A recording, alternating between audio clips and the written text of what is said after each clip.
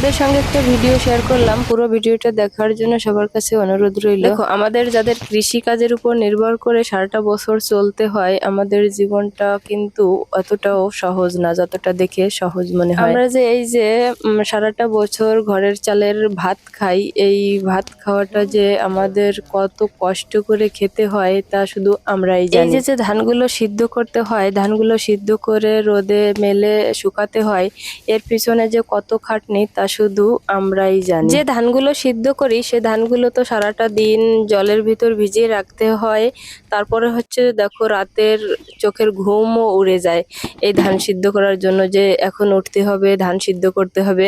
রাত তখন 2টা বাজে 3টা বাজে এমন সময় উঠতে হয়, উঠে হচ্ছে তারপরে যে ধান সিদ্ধ করার কাজ করতে হয়। ধান সিদ্ধ করতে করতে যখন হচ্ছে সকাল হয়ে যায়, সকালবেলা রোদ উঠবে, ধান রোদে মেলে দিব, সেই আশায় তো সকাল হয়।